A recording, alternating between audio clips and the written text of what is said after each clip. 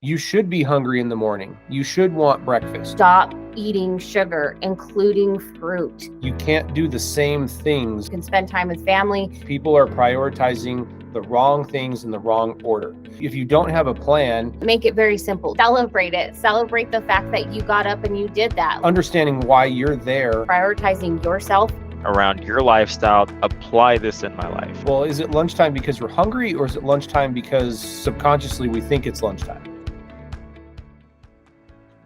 So my name is Ahmad. I'm at 365 Wellness Shop, and what we do is we help people.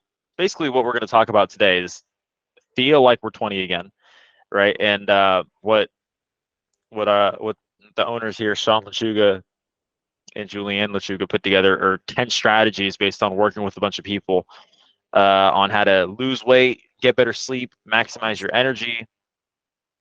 All these things that they help with. I do a lot of the stuff that they talk about here, and it's helped me a lot. So you guys want to introduce yourselves? Yeah, absolutely. Sure. I'm Julianne Lechuga. I'm one of the founders and owners of the Wellness Shop 365, and I deal in electromagnetic healing as well as emotional healing of the body, and it's really ancient medicine. Nice. And Sean? Yeah, and my name is Sean Lechuga. I'm a co-founder and owner of the Wellness Shop 365. My specialties are in physical fitness, athletics. I'm a certified personal trainer, certified weight management specialist, and I'm an integrative health and wellness coach. I work with clients on a holistic health and wellness approach that starts with mindset and day-to-day living that then goes into the food that they put on their plate and what they consume, not just in nutrition, but what they consume daily in their lives. Okay. So what I'd like to jump right in here. And so I have the strategies kind of written out, bullet point, and you'll give us more like how to apply these in our busy schedules and lives. First thing is intermittent fasting. Like what does that help with? How can that help me? Why should I do it?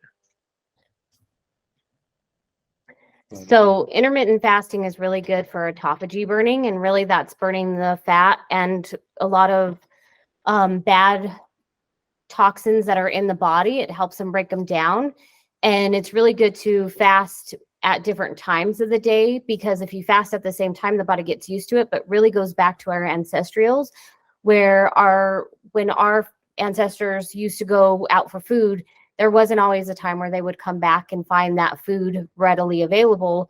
They would go without meals. And really what you're doing is you're creating that same fasting cycle so that your body can actually burn what it's hasn't been used to eating that often. So that's usually one of the issues, is that we have it so readily available that sometimes we'll sit down and we'll eat while we're on our computer working and not even realize how much we've eaten. And that's how that bag of chips ends up disappearing really quickly. So it's taking that out and really getting that chance to burn that so that the body can cycle it all through and start utilizing what's left and all the good stuff that's there. And I would like to add to that as well.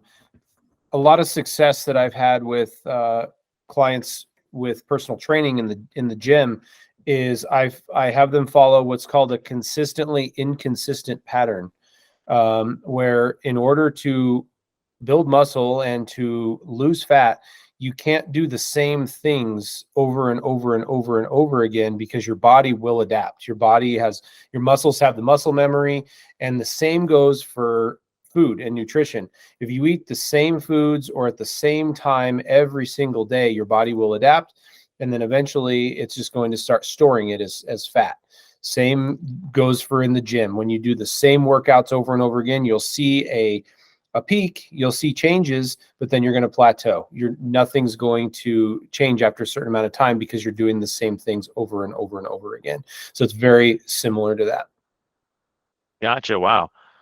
So what does this do as far as energy goes?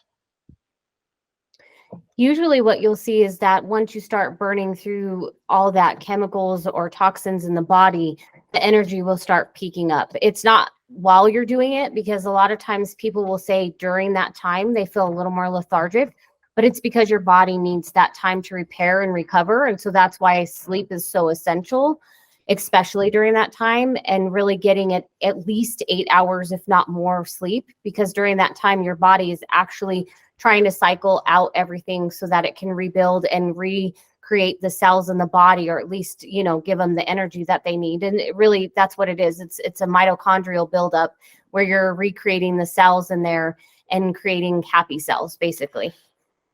Ultimately, what the goal is to get your body operating in a state of ketosis where you're burning fat as energy instead of using the junky carbohydrates that you're consuming all the time. Where, you know, a lot of people will eat a bunch of sugar, or they'll eat, you know, the chips and cookies and crackers and box and bagged food, which will spike your blood sugar right off the bat. You'll maybe get a quick energy burst that only lasts for about, 15 to 30 minutes. And then you see a heavy crash where you're tired, you feel like you need to go lay down. That is your body burning through those crummy carbs and not using the fat that you have on your body as energy. So when you get your body into that state of ketosis, then you actually are able to burn the fat that you have on you and use that as energy instead of the processed carbohydrates. Got it. Dude, that sounds amazing. And so intermittent fasting, super important. How can I actually apply this in my life? How can I start to do it? The best way that we've found is to, we're not big proponents of calorie counting per se, but knowing what's going in your body. But the biggest thing that's helped us is prepping our meals and having a plan set out for the week, or, even longer if people want to do it, of knowing what you're going to have for your meals, knowing what you're going to eat.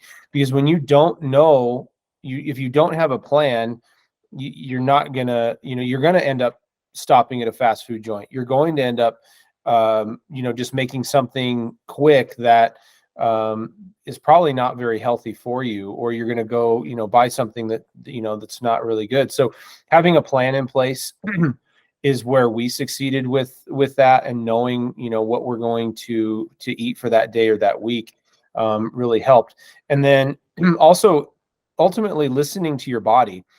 The problem is so many people are so programmed that they need to eat at certain times every single day that they will eat subconsciously without even knowing it. Julianne hinted on the bag of chips thing. Like, they're not even hungry. They're just going to go, it's like, oh, it's time, well, what's time? I just go grab something subconsciously and start eating it. So I do that. And it's a lot of it's boredom or stress, or, other things play a part in that emotionally, which we help with as well. But, with her and I, like, we eat when we're hungry. We don't eat just to eat, or, it's 1:00, it's lunchtime. Well, is it lunchtime because we're hungry, or is it lunchtime because subconsciously we think it's lunchtime? So if we're not hungry, we won't. I mean, we fast dinner all the time because sometimes we'll have a late lunch. If we have a business meeting, maybe we'll have this, that, or the other, or we'll take the kids somewhere for a late lunch.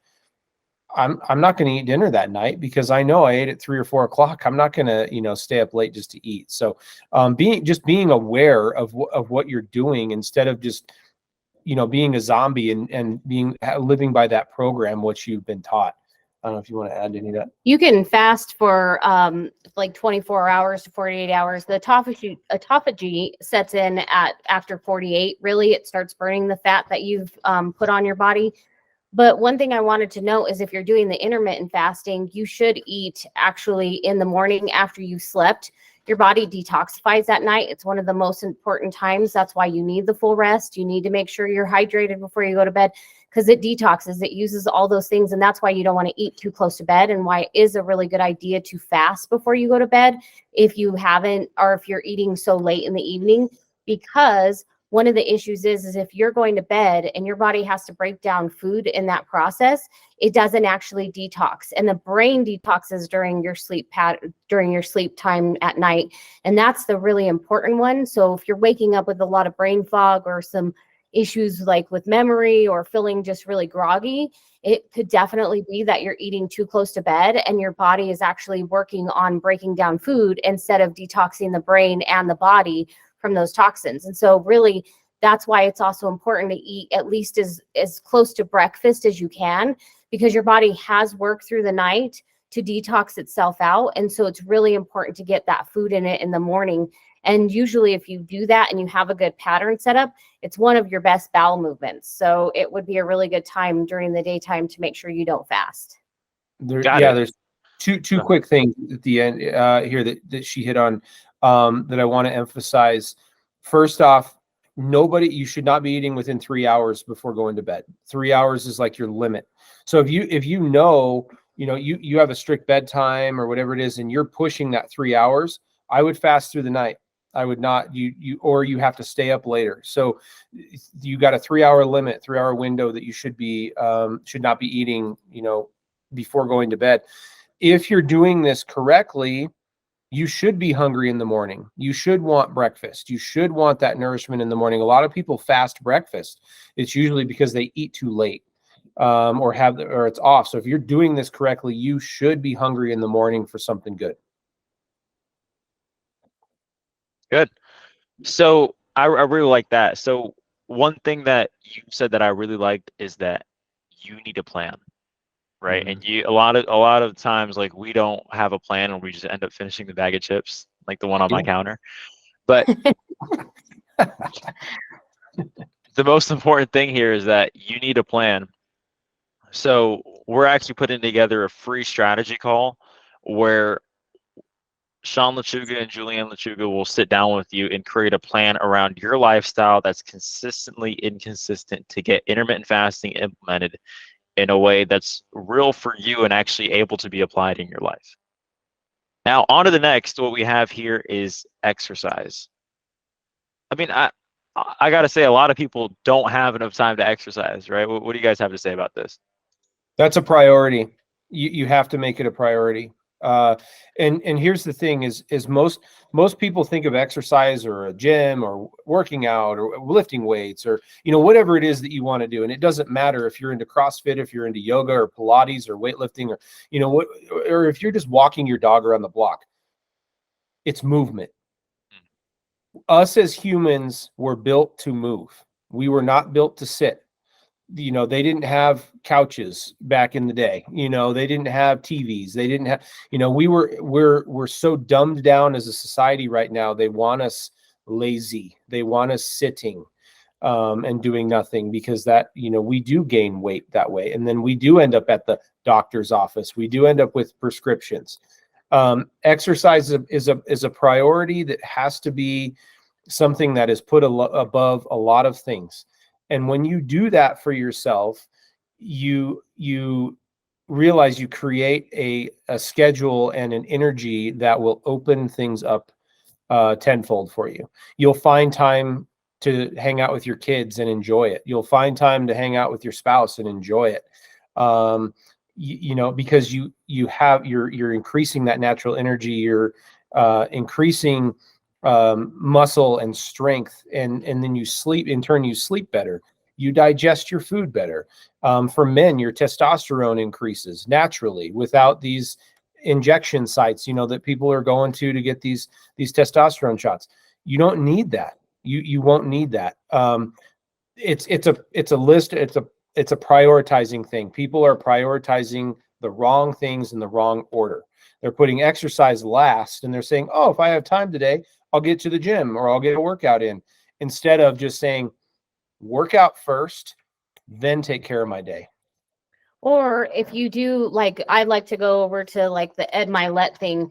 We don't have to work in a 24-hour day. Like, that is something that was created a long time ago to make us feel like we have to live within this 24 hours and that's all we have. Really, at the end of the day, if you create a structure and you have certain hour, like let's say you have a 6-hour window here and a 6-hour window there, You can work on your business for 6 hours. The other 6 hours you can spend time with family. And maybe the others, maybe you only have 2 hours, but you set that aside for your meditation, your working out, things like that. But you really need to do self-care, because it's so important in order to take care of yourself, to help you give to others. Because if you're depleted, how can you give to others if there's nothing left of you? And really, with that is the exercise, because it builds up the energy, it builds up your stamina, and it builds up your ability to show up, because you're clear-headed, because you went and worked out. Like some of that stress, it drops your stress levels. And yes, it does add a little stress to the body, but in a different positive manner. So you have stress that you probably have from work, but then you have stress that you add into the body, but it releases it very differently. And so you really need to take care of those things so that your body doesn't overtax. And that's really important for females, because one of the things with females is that, especially in menopause, if you're going through a lot of these issues and you have a lot of problems going on where you're stressed out because of kids, you're stressed out because your husband or work or whatever, and you're not getting that time to work out in, then your adrenals are taxed. And this is so important to know this, because if your adrenals are taxed, that's where stress triggers, but that's also where women after menopause start creating their hormones. So if you're depleting that and you're not getting out some ways of finding time for yourself and self-care and loving yourself and doing things for yourself, then your hormones are probably out of whack just as much as your stress hormone is out of whack. So you really need to make sure that prioritizing yourself is the first thing on your list. And one last thing that I want to add to is talking about over exercising. A lot of people think here's where most people fail in the gym or exercising is they take it on as this huge daunting task. Like they have to go into the gym every day and they have to spend 2 hours in there and they have to hit every muscle group known to man, and they have to walk out of there limping and sore and tired. And that is so far from the truth. So far from the truth. You do not need to be working out 7 days a week. You do not even need to be working out 5 days. I mean, my max is 5. My max is 5. I have four days of weights, and I do 1 day where it's just more active, kind of cardio. Sometimes, and I mix a few things in there. And then my 2 rest days, we walk the dog. We play, softball with our kids. It's just regular active stuff. And the other thing is you do not need more than an hour in the gym. You do not. Between your warm up, your cool down, and your exercise, 60 minutes is max. Wow. Some great data there.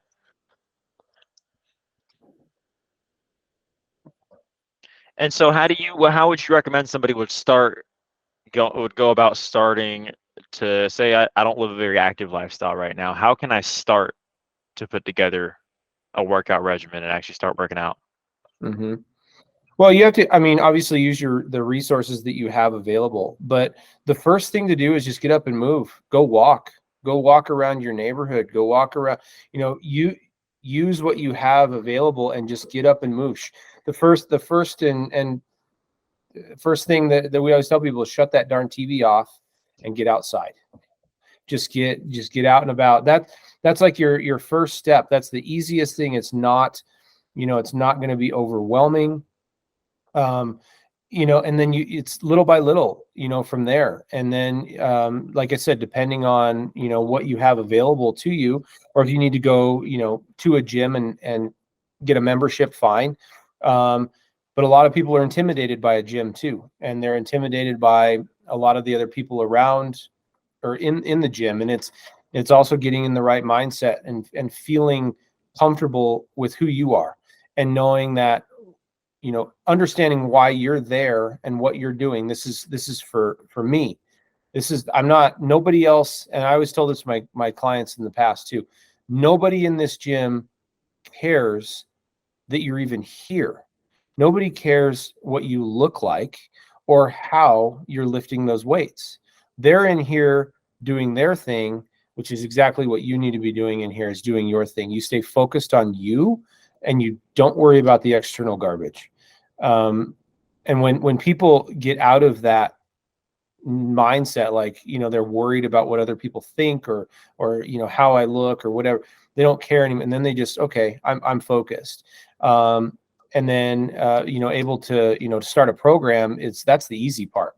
That's the simple part. I would recommend not starting too big too. Don't make your vision so big that you can't accomplish it. So I do like what Sean was saying. Just start walking. Just make that as your initial start. Do something that just kind of gets that going. Even if it's a small, short program, you can find a bunch of stuff on YouTube that's, 10 minutes, 15 minutes long. Start somewhere, but make it very simple. Don't overdo it the first couple of times, because you're more likely to be sore or just be so worn out that you don't want to do it You won't go again. back. And so really it's starting with the simple stuff, and then gradually, like, every day is a win for you, and celebrate that. Like, if you did something today, I'm not saying go eat a donut or something like that, but I mean, celebrate it. Celebrate the fact that you got up and you did that. Like, do something nice. Maybe you go run a hot bath for yourself or something that's productive and not going to erase what you've done. So when people hear celebration, they're like, let's go drink some alcohol, or let's go, eat some junk food and stuff. And that's really, at the end of the day, that's going to actually cause what you did to be unraveled. And so it really derails that whole plan for you. And that's where you need to be careful and be mindful. Find things that you really like to do that will feed that good side of, like, that yay I won, kind of thing, where you're feeding that, and then it makes you want to do it again tomorrow and again tomorrow. And so then you just repeat that cycle. And that's really what I wanted to throw in there. Here's a tip. I just thought of this. A tip that I would like to share to former weightlifters, especially weightlifters, but people who had exercised in the past and then maybe have fallen off that wagon because they were busy with life. Maybe they had kids or had a job, or what, other things that were demanding their time that they couldn't. I have a friend of mine right now who this happened to. And he told me that he said he used to be around 7 or 8% body fat, very lean and very strong. And he told me the other day, he goes, now I'm drinking the Sprites and eating the dad food. And now he's got this big old gut. The mindset of those people is still back to when they were in the gym all the time. So a lot of what happens is, like I said, my advice is, when you go back, don't expect to pick up where you left off and throw a bunch of weight on the rack and try to bench, your 300 pounds like you used to, because you will, for one, you could hurt yourself. For two, you're going to be in so much pain the next day, you're not even going to want to go back. And then the emotional damage that you do to yourself with that is it's catastrophic, because then you're comparing your past self to your current self. So, like, you're not the same person. So, if you're a former lifter, like I said, especially wanting to come back, just erase that from your memory and start from the beginning. You remember how you started. We all started from the beginning, and then you got to build yourself back up. Nice. So I really like that piece about, especially, not comparing yourself to your past self when it comes to the gym, because your body's gonna, or your value overall just in life and your body is gonna overall decline as you get older. So that wouldn't make much sense. Mm-hmm. Yeah. Talk to me about cleansing. Okay.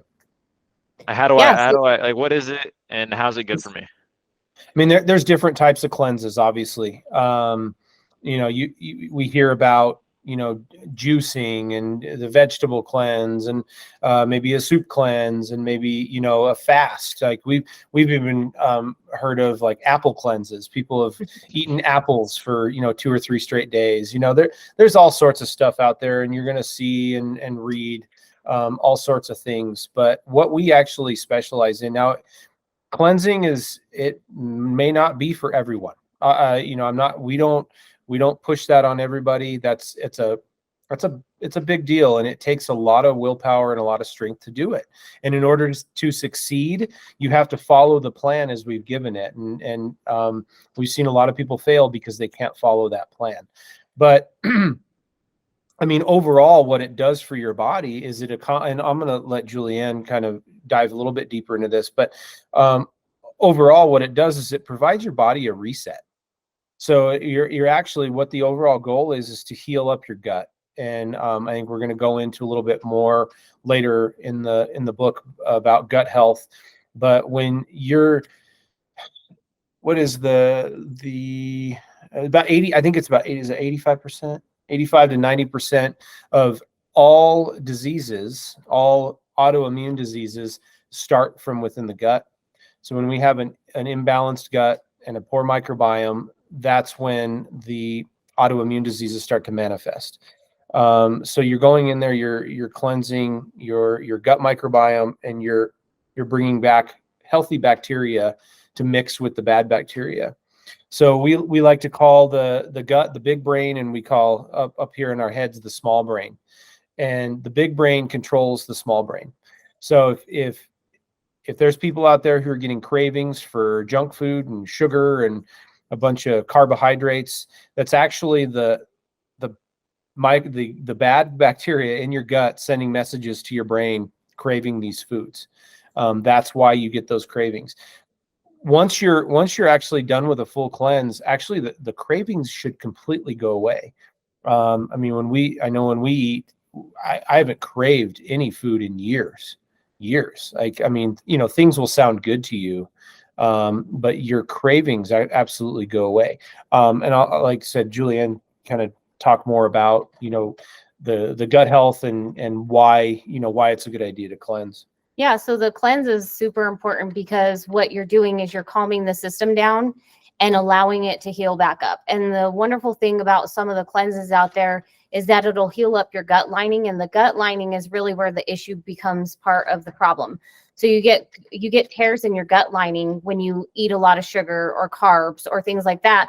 And what it does is it causes antibodies to come into play because food will break off and go through the gut lining into your bloodstream and actually cause allergies to food. And so really what you're trying to do here is seal that back up so that the body doesn't have those allergies or doesn't have those reactions to those foods. And what you're doing there with the soups or whatever you're doing is you're healing it up and creating that reintegration of all the cells and everything coming back into play and being able to withstand a lot of the stuff that you eat and not having that allergic reaction. So maybe you have an allergy to broccoli, but if you heal up the gut lining, that broccoli wouldn't bother you the same way. So really that's the whole purpose of doing that, is it's a reset for your body and calming the system down. And I don't recommend all cleanses out there. No. One of the things that I know is really big right now is in like juice cleansing. Mhm. And one of the things that people don't realize with juice cleanses is that your body doesn't process it the same way. So yes, you don't get insulin spikes the same way that you do with actual sugar, refined sugar. However, the liver processes it. And so because the liver processes it, this is where fatty liver disease comes in a lot of times, because a lot of people are eating so much fructose, high fructose corn syrup or actual fruit that has to be processed by the liver, and it actually causes fatty liver disease. So you have to be super careful with those juice cleanses, because what you're actually trying to get out of it is going to derail you, because it's going to cause different issues in the body as well as still the gut lining. Because here's the thing, fruit or any type of sugar really feeds bad bacteria. And if anybody has ever had cancer, it also feeds cancer. And so one of the things, if your doctor has never told you this, which I've heard many patients say they haven't, but I've also heard a lot that have, is that as soon as they're diagnosed with cancer, they're told to stop eating sugar, including fruit, because it will feed the cancerous cells and make them spread. And so you have to be super careful. And this is what goes back to cleansing the right way and utilizing the best resources out there to heal the gut in the right way as well. So making sure that you know what you're fighting against. So if you have a bacterial infection, that's one type of infection. If you have a yeast, well, actually that's still bacteria, but if you have a parasite, sorry, I was trying to think. If you have a parasite infection, that's a totally different thing. So there are different types of infections that you're trying to fight against and heal up the gut, because all of those are good and they need to be there, but an overabundance of it means that you now have an infestation of bad. And so that's where the issue comes in. It's not the good, because we all have good bacteria, we all have good parasites, but if you have one that becomes imbalanced, it will become bad. And then your body you'll have things like thrush and all kinds of like yeast infections and just everything. So these all stem from just an overabundance of this bacteria. And just for for the record, we are proponents of soup, of the soup cleanse. That's the best one that we found, and one that has worked for us and many of our other clients. And we do offer a fully guided cleanse for all of our patients. So we take them through. It's fully customizable to them. So where I shouldn't say customizable. I mean, it is customizable. It is but it's bio-individual. it's individual. That's the word I was looking for. It's completely individual to them. So when we take them through, it's specifically to them. It's not a group effort or anything like that, because one person's cleanse looks different from another's. Got it. So also, so on a strategy call, we'll actually talk about, Julianne and Shauna are going to talk about what the best kind of cleanse would be for you, right? Like you have different kinds. What would be best for you? And also kind of talk a little bit about your own individual program. So next on the list of, I guess this would go under energy, better sleep, meditation and journaling. Right? Yeah. Meditation is huge. It really calms down your brain waves. It calms down your adrenals. It's a stress reducer. So taking time to meditate and journal what you meditate about really puts it into play and gives you the ability to step into that role that you're so desiring. So if you take the time to meditate and think of the things that you'd like to accomplish or do in your life or any of that, or just even just be whole with yourself, those all calm down your system and they help you reestablish your own abilities in this world. Because sometimes we get so stressed and so overwhelmed, it really brings us back into focus, and it helps you really become one with yourself again, because we tend to lose ourselves in everything around us. We become what everybody else wants us to be. And really this becomes a moment for you to really become introverted in look at yourself like an introspection, because we tend to take on other characteristics of other people because that's what they want us to be. We are not the same person when we're with our husband as we are with our kids, as we are with our, boss or whatever. And really it gives us a time to be alone with ourselves and work through the emotional, sometimes turmoil that we're going through, but even good things, just thinking about good things and putting those out there in the universe so that you can move towards them and become more in line with the vision that you'd like to accomplish in this world. Wow. We spend so much time living inside the box, and we don't realize what's happening inside the box if we don't step outside the box and take a look inside. So that's what meditation does for you. I think the average human has about 60,000 thoughts that run through their head every single day. We can't comprehend all 60,000 of those thoughts. It's impossible. And the more that you take on, the more it's going to come in your head, and the more stressed and anxious, and sometimes you can get into even a depressive state if you have too much. So what that meditation allows you to do is clear the garbage. And then, like Julianne said, focus on yourself. And then when you're able to clear all the garbage and actually step outside your box and see what's going on, you can really prioritize your life and say, okay, this is what I need to tackle today at these times. And you just kind of go through. And then there's not a tornado in your head constantly saying, I have so many thoughts that I feel like I'm going to faint. That's exactly what meditation does to you. And then on the journaling side, we coach our clients on, journaling with intention. And what I mean by that is we carry a lot of emotional baggage, and it's sometimes you have or have had problems with people in your life that you can't talk to them about that. Maybe they're dead. Maybe they're not around it, whatever it is. Maybe they don't don't live near you. Maybe you don't feel comfortable talking to them, but we coach our clients to write it down on paper and pour your heart and your emotions out. And we talk about forgiveness and being thankful and being grateful, even in bad times, even in bad moments. And a lot of those negative emotions that they end up spilling in their journal, we actually have them destroy that. We actually have them burn it. Once it's written and those emotions are out, the gratitude is out, the thanks, the thankfulness is out, the sorry, whatever it is that needs to be said, you cut it out and it's gone. And there's a huge release emotionally for that and for people. Wow. Dude, I love that. Really incredible.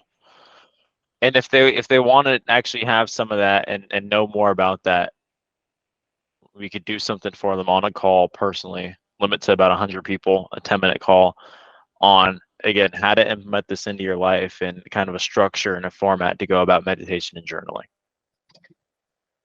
So that's extremely important mentally, right? The Oh, yeah. next thing for us would be like, now that I think the first priority should probably be taking care of this first thing in the morning.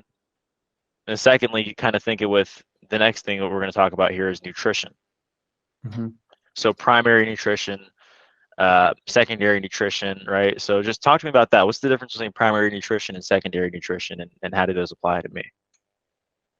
Yeah, so primary nutrition is actually the things that you do outside of the plate. So things on the external side of that, that's like exercise. I can go over them all Yeah. if you want. So primary nutrition is what we coach our clients on first. Now we've created, it's not all our idea. I mean, we've twisted this idea, but there's 13 different areas of our life that are extremely crucial to living a happy and successful and joyful and abundant life. And I will state all of them right now. The first one is creativity, finance, career, education, health, physical activity, home cooking, home environment, relationships, social life, joy, spirituality, and volunteering, giving, and helping to others. So those are the 13 that we find are the most important for people. And what we do is we offer that free quiz to anyone. They can go to our website directly right now, thewellnessshop365.com, and they could take that quiz right now. And 99 times out of 100, people do not even realize in those areas where they're struggling. Sometimes they know they're struggling, but they have no idea where or why or how. Sometimes they feel like they're doing great, and then they take this quiz and they're like, oh damn, I'm not doing so well here. So we address all these areas with people, because a lot of times, talking about really quick about secondary nutrition is actually the food on our plates. Even if you're eating really healthy, you still may be experiencing some physical symptoms that you don't like, and you don't understand why. A lot of our clients saying, I'm eating well, I'm doing this and I'm doing that, I can't seem to drop the weight, I'm not sleeping well, I'm still anxious, I'm still depressed, I still am, my mood swings are up and down. And a lot of times it's because, going back to primary nutrition, there's areas in their life they have not addressed and have not fixed for then that food to be able to nourish them and do the job that it's supposed to. I was going to ask Julianne if she'd like to talk about like emotional healing when it comes to that, because that's where it's so important, because it doesn't matter what we eat. If there's emotional problems that are going on, it's not going to matter. Yeah, so emotions can manifest in the body and look. And this is talking about primary, going back to primary Yeah, nutrition. so going back to primary, sorry. Emotions can manifest in the body, and if you're lacking something in life, you're most likely having an emotional turmoil inside your body. And what people don't realize is that it manifests into disease.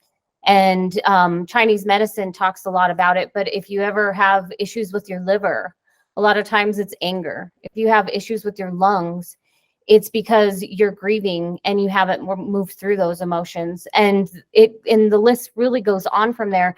But they could also be chakras. So if you have like stuff going on in your throat cancer, things like that, are you speaking your truth? Are you being truthful to yourself?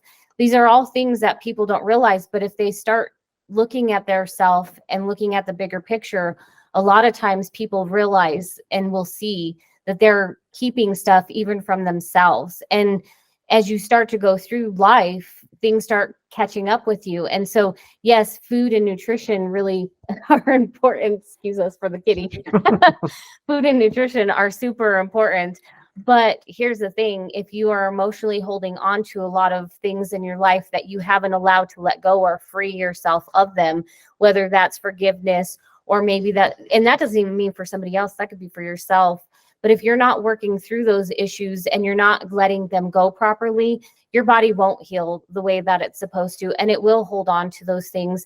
And so you really need to find ways to get them out there and maybe start getting involved with your community and doing things that are above you, because, and that's why volunteer is one of our things. Is a lot of people don't realize that their issues sometimes aren't as bad as somebody else's issues. And if you look at somebody else's situation, you might be grateful for the things you have, and you probably wouldn't want to change shoes with most of the people in your life. But there are moments that might not be true, but it's really becoming grateful for that and getting rid of those emotions, though, because they will stick with you and they will hold on tightly and they stay deep inside of you. So especially women, we tend to have a lot of issues with, not speaking up or speaking our truth and stepping into ourselves.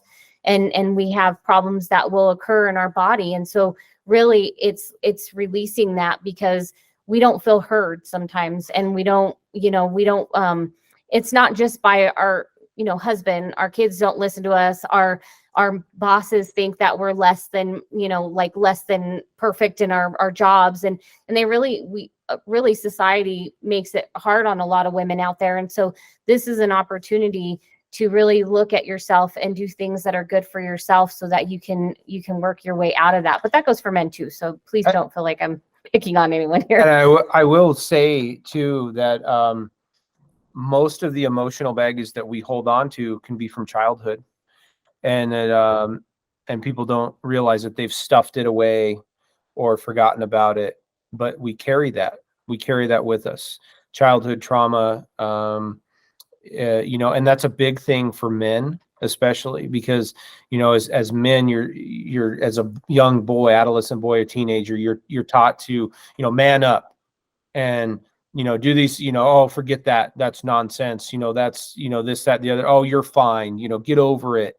You're a man, you don't need to cry about that. All that. And it compounds. It compounds and compounds. And when it's all stuffed inside you, and then you have these other problems as you get older in life, it goes back to your younger years where it started. And until you release that, you will continue to have problems. But once you do, you see the light. It's almost like a euphoric type feeling. Wow. I love that. That's amazing. Dude, I'm going to pause for a second. This is some like really, really, really good content. Thanks, man. Yeah, no, Really good. I'm using this for that. Okay. Yeah, there's a lot. I mean, we could probably write more than a 30-page book, but It's gonna be more. It's gonna be more than 30 pages. I already know that. Okay, so next thing.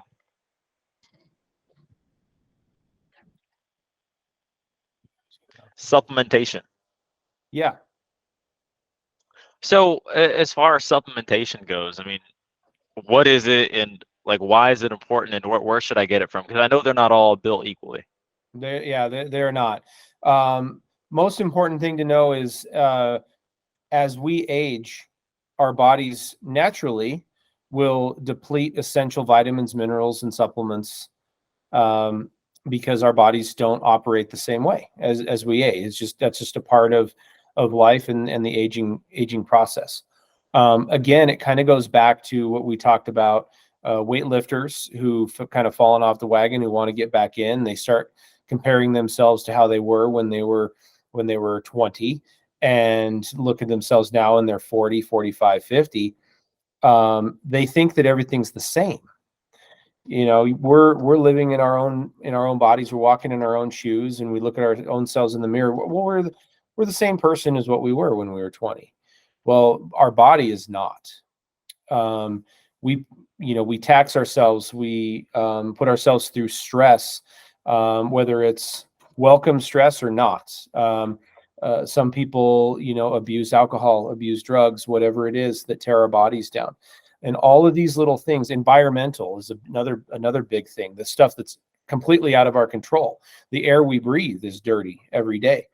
And all of this stuff contributes to a lack of proper nutrition. And then when you add in poor diet, where you're not getting any vitamins, minerals, or nutrition in your food, then you really have a problem. Then your body's like screaming, like, and our bodies send out warning signs when you have aches and pains in your joints, in your muscles. If you have rashes that come out, you start losing hair. There's all sorts of signs and symptoms, and we ignore them. And we say, oh, it's just a part of getting older. It's just a part of, when in actuality, your body just needs supplementation. It just needs the right vitamins and minerals to be added back into the diet. And whether that's, here's the most important thing with that is why we need supplementation is because it's almost darn near impossible to get the adequate amount of vitamins, minerals, and supplements like that from just food alone. It's Okay. It's almost And I get that. Like I know that like I'm asking for me now, like where can I find good supplements, like supplements that don't have a bunch of garbage added into it?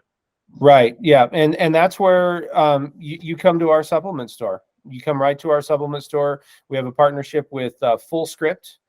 Fullscript offers pharmaceutical grade supplements with great ingredients in them, where it's not going to block what is in the supplement. When you talk about, especially when a lot of times they'll put omega-6 fatty acids in those supplements, will actually block the nutrient in that supplement from absorbing into the body in the first place. Crazy. So we actually, anyone who would like to do a supplement audit with us, we can do that online or in person, and we'll actually look at your supplements and talk to you about them, educate you on what's in them, and then we have a vast big supplement store that we can offer replacements for, which would do you wonders. And we don't recommend like things that are not good even on that, because not everything is created equal on pharmaceutical side too. So don't be misled that just because it is from a pharmaceutical grade company does not mean that it's always perfect either. So you have to be really mindful of what you're putting in your body. And that's one of the things that we really like to get into depth with, is looking at exactly what's going into that. And the other thing I was going to say on that, not just omega-6s are in those supplements, but the other thing is they have a lot of fillers in them, and some of them are made from wood chips. So that doesn't break down in the body very well, and it's actually toxic. So you got to be careful with that. It's crazy the things that they put in your food and your supplements. So just be mindful of what you're putting in your body. And it's always better to get things from a whole food source. So yes, foods are great. And, but a lot of it's missing minerals and nutrients in the soil and in the food itself anymore, because it's been so modified. And even though we want to say that certain things are not modified in any way, shape, or form, that's not true. Bananas don't look the same way they used to back when our ancestors were alive. So it has been modified, and that's where some of the nutrients is lost. And although it would be great to say that everything can be done just through food itself, you'd have to eat 30 bananas in one sitting just to get the potassium out of it that you need. And I don't see anybody out there barely eating You get one. sick. So You get sick before you. The other thing, I wanted to add something, and now I forgot. Bummer. Well, that's fine. I mean, I want to know, because I'll add something. What I want to know is how this actually, which is the next strategy. Does supplementation even matter if I have poor gut health? That's a great question. no, And it does not. it doesn't. Yeah, because if you do have poor gut health, you're not going to absorb or process the supplements the right way. Yep. So if you have leaky gut, which is why we teach what we teach and what we talk about, and this goes back to what I was talking about in a couple of videos ago, is that holes like the fissures in your gut or the leaky gut where it creates those fissures. What happens is the supplements get lost the same way. So the nutrients isn't absorbed because the body is on such a inflamed state that it actually blocks your absorption of a lot of minerals because it's so angry that it doesn't allow the body to break down those minerals to begin with because of the leaky gut issue that you have. And maybe you're running too acidic on top of that. So that's another reason why those minerals wouldn't even survive halfway through, because your body is just going to break them down and tear them down before they even get absorbed into the body. So that is huge, making sure that your gut is right in order to get the full minerals and nutrition out of things. And can I add something, Ahmad, really quick? I just thought of what I was going to say is, Sure. You really, a lot of people got to swallow their pride and put their ego aside when it comes to supplementation, because what will happen is a lot of people will do their own research and they'll find, certain supplements that they believe, is their golden ticket or their key to what they need. And they don't realize, kind of what's in it. But because they did the research, they don't want to give that up. They're very prideful in their research, and that's great. And then the last thing I wanted to add was, don't pitch pennies on food and supplements. That's the last thing that you want to be pinching pennies on, because you're going to get what you pay for on that. If you try to pinch pennies on supplements or food, you're going to be very sorry that you did. Wow. So that's when you kind of move into those lower quality, Correct. Supplements that they sell over the counter. Right. And I know I won't drop any names on that, but I mean, I'm sure you can kind of figure it out on your own. The supplement business is a multi-billion-dollar business, so they're everywhere. And actually, the other thing to add to that is that if you're taking some of these supplements that are not giving you what you need out of it, and it's actually creating toxicity or inflammation in the body, you're going to actually hurt yourself more than you're going to help yourself. So that's why we say that is you really need to be mindful of what you're putting in your body, because if it does have omega-6s and you're overlapping your omega-6s over your omega-3s, then you're causing high inflammation in the body, and that causes all kinds of stuff like brain fog, aches in your joints, gut issues, you name it. The list really goes on from there. And that's just from being cheap about the food and the supplements. Really, like, it could damage you more than it can help. And your body should be your temple.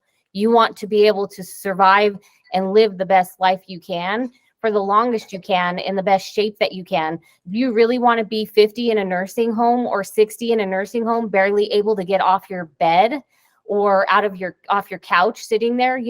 Like, do you want your family or your grandkids to come visit you like that? Or would you rather be able to hang out with them, go take them to Disney World, or go be the business, owner that you've been, but even better? Like, be the best version of yourself and show up every day feeling the best you can. I love that. And so we touched on a lot of things. One thing I want to come back to is kind of on the subject of nutrition, which is our next strategy. Like fats, proteins, carbs. What's the difference in fats? What's the difference in carbs? We're a big proponent of a high fat diet. And when we tell our our patients and clients that, they look at us like we're crazy. Like, what do you mean? What do you mean high? Like, because we were taught and programmed for years that fats are bad.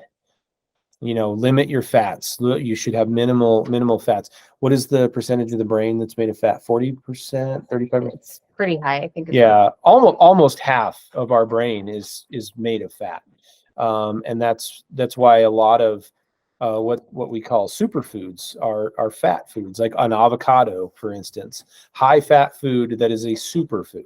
I'm staring at about half a dozen of them on our counter right now. We eat those all the time. The other thing is cooking in good oils, cooking with olive oils and avocado oil or macadamia nut oil. Those are things we roast our vegetables or saute them in almost daily.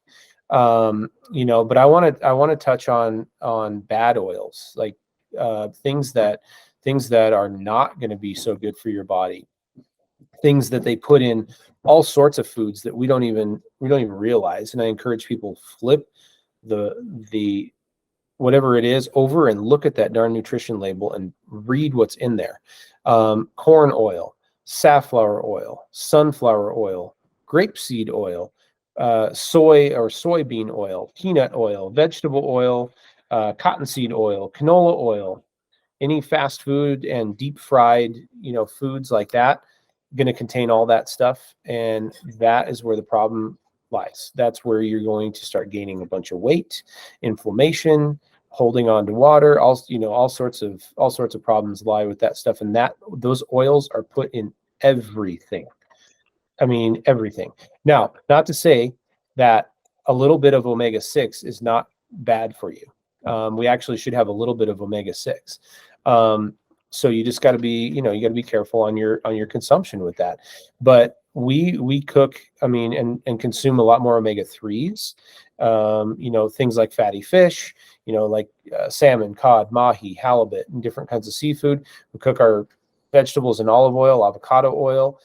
We eat a lot of nuts, with the exception of peanuts. We do not eat a lot of peanuts, and that's a different topic. But nut butters, macadamia nut oil, as I mentioned before, those are all good fats.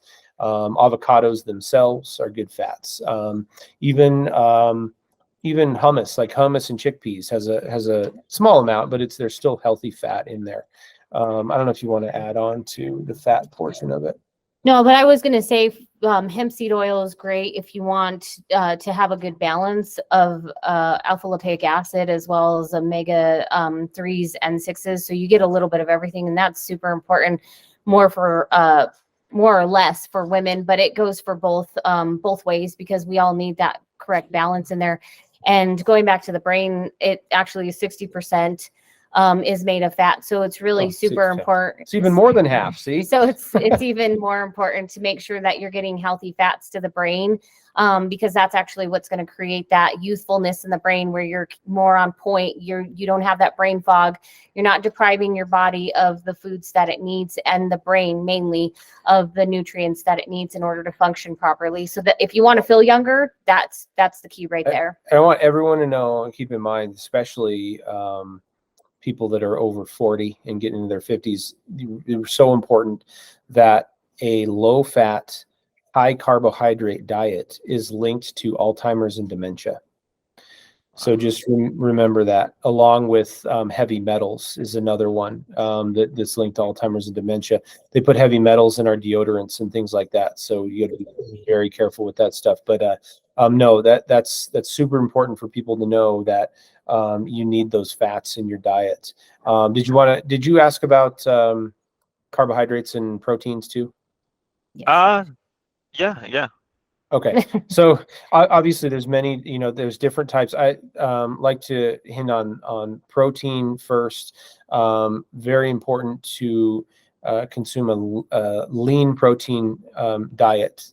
Now this is meats that are grass-fed, grass-finished, free range. Now, I shouldn't even say free range. It's pasture raised, like pasture raised chickens. People think free range chickens are actually able to, run out there in the mill. They don't actually. Free range chickens means that they're not caged. If you've ever seen a video of free range chickens, they're still shoulder to shoulder and they can't move. So there's no difference between a caged chicken and a free range chicken. They don't, it's not. So you want pasture raised meats, grass fed meats. And when you're talking about fish, you want wild caught fish and not farm raised fish. Those are all vital for you. If you're getting protein from a fast food restaurant, it's not going to help you. Most of it's fake, or Mhm. it's not done properly, and it will have a lot of it will have estrogenic chemicals in it. And really what that means for men and women is you could have man boobs.